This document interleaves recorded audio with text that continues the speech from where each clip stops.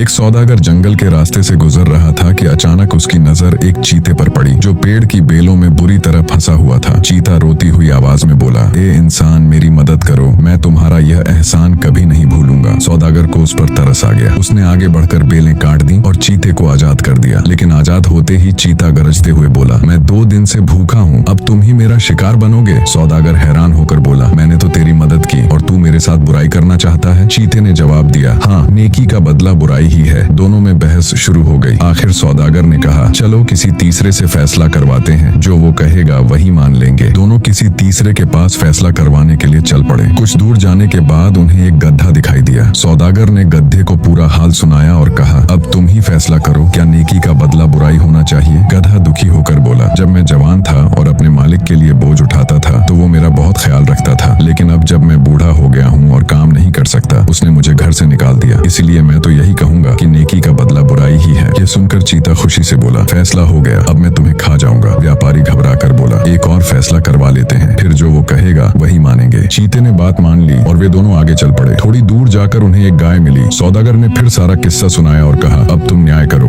गाय ने कहा, जब मैं दूध देती थी तो मेरा मालिक मुझसे बहुत प्यार करता था, समय पर चारा और पानी देता था, लेकिन अब जब मैं बूढ़ी हो गई हूँ और दूध देना बंद कर दिया है, उसने मुझे घर से निकाल दिया। इसलिए मैं भी यही कहूंगी कि नेकी का बदला बुराई ही है। चीता हंसकर बोला, दूसरा फैसला भी मेरे हक में है, अब तुम्हें खाना ही इंसाफ है। सौदागर ने विनती की, बस एक आखिरी फैसला और करवा लेते हैं, फिर जो तुम चाहो कर लेना। चीते ने कुछ सोचकर कहा, ठीक है, मैं तुम्हें आखिरी मौका देता हूँ। दोनों किसी समझदार व्यक्ति की तलाश में आगे बढ़े। थोड़ी दूर जाकर उन्हें एक दरवेश मिला। सौदागर ने सारा किस्सा दरवेश को सुनाया और कहा, अब आप ही इंसाफ कीजिए। दरवेश मुस्कुराकर बोले, पहले मुझे वो जगह दिखाओ जहाँ चीता फंसा हुआ था। जब वे दोनों दरवेश को उसी जगह पर ले गए तो दरवेश ने नरमी से कहा, अब इस चीते को फिर से वैसे ही बेलों में बांध दो जैसे वह पहले बंधा हुआ था, ताकि मैं अपनी आंखों से सब कुछ देख सकूं। जब वह वैसे ही बंध जाए तो उसे मेरे सामने आजाद करना, तभी इंसाफ हो सकेगा। सौदागर ने फिर से चीते को बेलों में बांध दिया। जब चीता फिर से फंस गया और सौदागर उसे खोलने लगा तो दरवेश बोले, रुको, यही इंसाफ है। ये खुद कहता है कि नेकी का बदला बुराई है, तो अब यह भलाई के लायक नहीं, इसे यहीं रहने दो। यह सुनकर सौदागर को दरवेश की अक्लमंदी का एहसास हुआ। उसने उनका शुक्रिया अदा किया और चैन के साथ अपने रास्ते चला गया। चीता बेलों में फंसा रह गया और देर तक सोचता रहा कि शायद नेकी का बदला बुराई नहीं, बल्कि बुराई का बदला बुराई होती है।